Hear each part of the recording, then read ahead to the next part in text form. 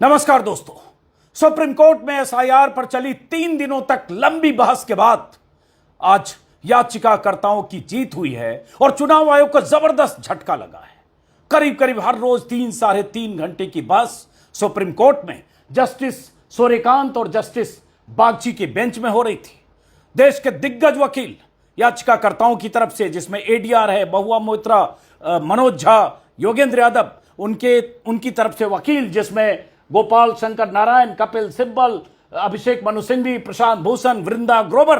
तमाम वकीलों की जमात ने लगातार दलीलें दी कि किस तरह से चुनाव आयोग की मंशा संदिग्ध है और किस तरह से चुनाव आयोग जानकारियां छिपा रहा है और किस तरह से वोटर्स के मताधिकार पर कुठाराघात हो रहा है, वोट काटे जा रहे हैं। तो आज सुप्रीम कोर्ट से अहम फैसला आया। बहुत सारे लोगों को लग रहा था कि सुप्रीम कोर्ट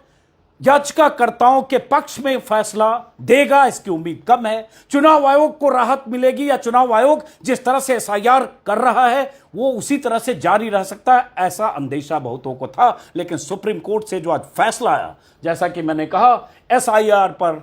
इन तमाम याचिकाकर्ताओं की, योगेंद्र यादव जैसे लोगों की बहुत बड़ी जीत हुई और बहुत बड़ा झटका चुनाव आयोग को। क्या कहा है सुप्रीम कोर्ट के जजों ने? और मैं लगातार 3 दिनों से 3 घंटे 4 घंटे तक सुप्रीम कोर्ट की उस प्रोसीडिंग को, दलील, सुनवाई, सबको लगातार सुन रहा था, देख रहा था। आज भी मैं सुन रहा था। तो पहले बताता हूं कि सुप्रीम कोर्ट के जजों ने, सुप्रीम कोर्ट की बेंच ने फैसला क्या दिया, आदेश क्या दिया, और उसके बाद आज जो जिरह हो रही थी, किस तरह से चुनाव आयोग के वकील राकेश द्विवेदी बार बार सुप्रीम कोर्ट के जजों की तरफ से जो बातें कही जा रही थी, जानकारियों को सार्वजनिक करने के जो निर्देश या सवाल जवाब हो रहे थे, उसको किस तरह से उससे अपनी असहमति जता रहे थे, यह भी इसी वीडियो में आगे। लेकिन सबसे पहले चुनाव आयोग के लिए सुप्रीम कोर्ट ने कहा कि 65 लाख की लिस्ट, जिसको लेकर लगातार बवाल और सवाल है कि 7,90,00,000 वोटर्स में से लगभग 65 लाख वोटर्स के नाम कटे हैं, जिसमें कहा जा रहा 22,30,000 वोटर मृतक हैं, परमानेंटली शिफ्टेड और एब्सेंट 36,20,000 हैं, और दूसरी जगह भी वोटर हो सकते हैं, डुप्लीकेट वोटर 7 लाख के आसपास है। सुप्रीम कोर्ट ने आज कहा अपने फैसले में कि इन वोटर्स के बारे में आपको विस्तार से चुनाव आयोग को जानकारी देनी पड़ेगी। जानकारी देनी पड़ेगी कि किस वोटर का नाम किस वजह से कटा। चुनाव आयोग यह जानकारी देने को तैयार नहीं था। चुनाव आयोग ने सिर्फ यह जानकारी दे दी कि 65 लाख लोगों के नाम कटे, उनके नाम वेबसाइट पर है। लेकिन क्यों कटे, किस कैटेगरी में कटे, मृतकों की कैटेगरी में कौन है, परमानेंटली शिफ्टेड की कैटेगरी में कौन है, डुप्लीकेट वोटर कार्ड वाले कौन हैं, ये चुनाव आयोग ये जानकारी नहीं देना चाह रहा था। कल प्रशांत भूषण ने दलील दी थी कि इंटरिम ऑर्डर दिया जाए माय लॉर्ड कि 65 लाख लोगों के बारे में जानकारी दे चुनाव आयोग, और उन वोटर्स को हक है जानने का जिनके नाम कटे। तो आज जो ऑर्डर लिखाया जस्टिस सूर्यकांत और जस्टिस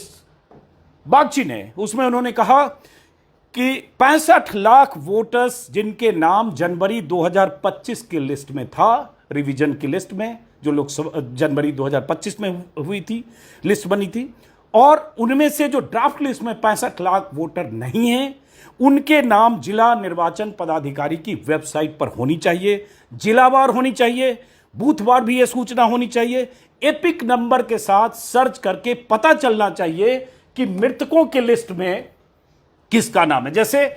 यह जानकारी आ रही है लगातार, योगेंद्र यादव ने 2 मुर्दा वोटर को भी परसों सुप्रीम कोर्ट में खड़ा कर दिया था। 10-12 मुर्दा वोटर से, मुर्दा मतलब जो जिंदा है लेकिन एसआईआर की ड्राफ्ट लिस्ट में मुर्दा है, उनसे राहुल गांधी भी मिले थे परसों। तो सुप्रीम कोर्ट ने कहा कि अब एपिक नंबर से किसी भी आदमी को यह जानकारी मिलेगी कि उसका नाम क्यों कटा, तो यह सूचना देनी होगी जिला निर्वाचन अधिकारी की वेबसाइट, मतलब डीएम के वेबसाइट पर एपिक नंबर से जानकारी देनी होगी, जो चुनाव आयोग नहीं देना चाह रहा था। आज भी बहुत जिरह हुई इस पर। उसके बाद जजों ने कहा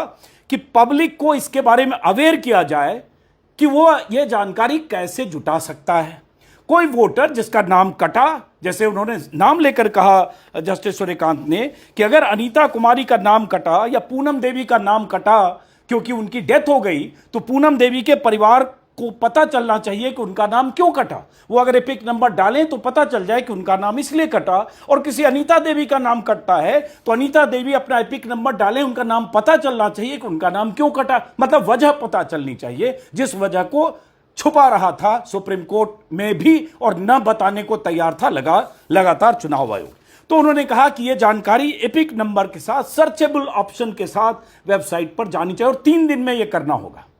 पहले तो उन्होंने कहा कि 48 घंटे में हो सकता है, जस्टिस सूर्यकांत ने पूछा, लेकिन चूंकि इसमें वक्त लगेगा, जो वहां गोपाल शंकर नारायण जो एडवोकेट थे राकेश द्विवेदी चुनाव आयोग की तरफ से कहने लगे कि ये सब ऑलरेडी पहले से है, ये बीएलओ को पता है। लेकिन गोपाल शंकर नारायण ने कहा कि माय लॉर्ड, ऐसी कोई वेबसाइट नहीं है जिस पर ये अपलोड करेंगे, वो बनाने में वक्त लगेगा। तो यह तय हुआ कि 3 दिन में वेबसाइट ऐसी बने अगर जहां नहीं है और उस पर अपलोड हो और उसकी जानकारी वोटर्स को इस तरह से दी जाए। एक अहम ऑर्डर में कहा कि वर्नाकुलर जो प्रेस है, अखबार है, और जो वहां के प्रमुख अखबार हैं बिहार के, जो लार्जेस्ट सर्कुलेशन वाले अखबार हैं, उन अखबारों में, अधिकतम सर्कुलेशन वाले अखबार में, वर्नाकुलर और अंग्रेजी अखबारों में विज्ञापन दिए जाएं, आसान भाषा में दिए जाएं, ताकि पब्लिक को पता चले कि अब वो जानकारी अपनी एपिक नंबर के साथ कैसे प्राप्त कर सकता है। यही पैनिक पूरे बिहार में है कि जिनके वोट कटे उन्हें पता नहीं, और न सिर्फ 65 लाख बल्कि बहुत सारे लोग, ऐसा अंदेशा है कि ऐसे हजारों लोग हर जिले में हैं जिनका वोट कट गया, उन्हें पता नहीं, और उसके बाद वो परेशान होकर पूछ रहे हैं कि हम कहां से पता करें कि हमारा क्यों कटा या क्यों। खैर, तो ये, और उसके बाद कहा गया कि सूचना, ये जो चेंजेज का या एपिक नंबर के साथ सर्च करने वाली जो जानकारी सूचना है, वो टीवी और रेडियो पर भी प्रसारित किया जाए। मतलब इसको अधिकतम प्रसारित इस तरह से किया जाए, प्रचारित और प्रसारित, ताकि हर वोटर को पता चल जाए कि उसे अब अपने नाम के साथ ये खोजना है कि अगर वो 65 लाख की लिस्ट में है, अगर ड्राफ्ट लिस्ट में वो उसका नाम नहीं है, तो वो कैसे अपने बारे में जान सकता है। उन्होंने कहा जिला निर्वाचन अधिकारी को, वकीलों ने कहा कि ये सूचना सोशल मीडिया पर भी दी जानी चाहिए, क्योंकि सोशल मीडिया का दौर है, और हर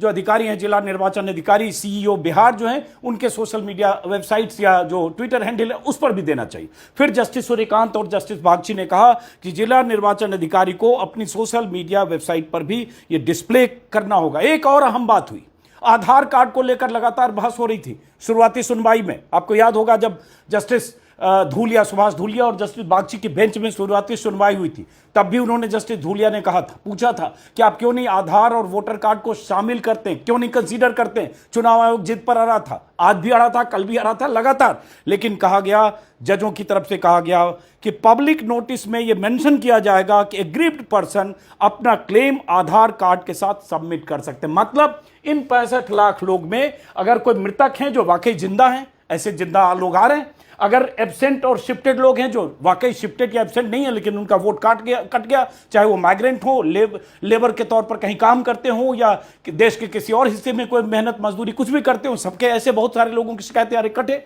तो वो लोग इसमें अपनी अपील कर सकते हैं, क्लेम कर सकते हैं एग्रीड पर्सन के तौर पर आधार कार्ड को